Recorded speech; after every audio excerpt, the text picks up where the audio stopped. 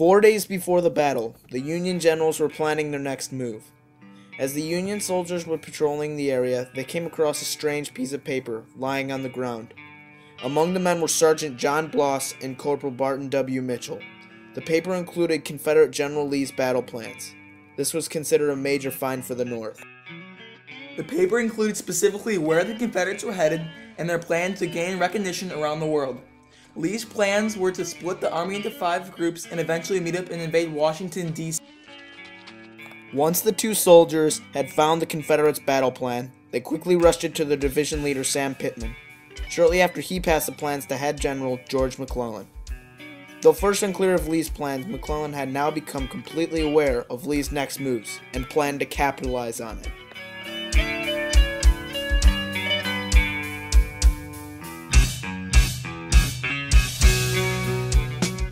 Though the Union at the time had a great advantage and great opportunity, General McClellan did not act quick enough due to his cautiousness.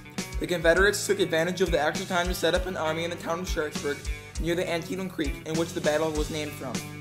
Less than 2 days later, the Union arrived at Sharpsburg with numbers far greater than the Confederates at 80,000 to Lee's 20,000 men. This was due to McClellan's wrong accusations of Lee's army being far greater in size. Early morning, September 17, 1862, the fighting began. The first to attack was General Joseph Hooker's men, who attacked the Confederate soldiers in 3 locations: a cornfield, the West Woods, and the Dunkard Church. The attacked Confederate soldiers were under the command of General Thomas J. Jackson, or also known as Stonewall Jackson. Since the Confederates found out about the Union knowing their plans, they conjured up numerous counterattacks, keeping the Union on their toes. Towards early afternoon, the fight moved towards the middle of the battlefield, where the Union soldiers under General Edwin Sumner's command inflicted major casualties on the Confederates. It was near a road that is later referred to as Bloody Lane. Later, towards early evening, the Union made yet another attack on the Confederates. General Ambrose Burnside led the attack on a bridge that would soon be named after him.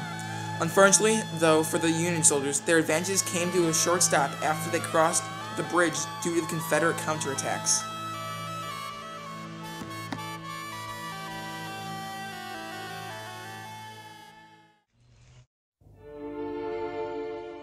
The next day, on September 18th, Lee pulled his troops from Sharpsburg and retreated back to Virginia.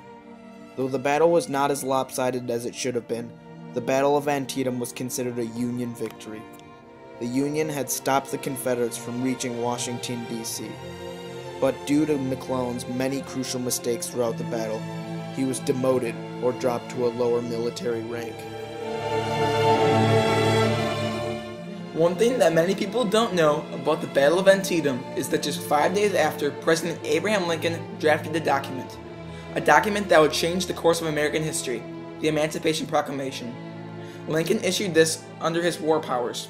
It proclaimed that 3.1 of America's 4 million slaves would be freed. A battle that was only a very small victory for the Union ended up being a giant step for the fight for freedom of all Americans.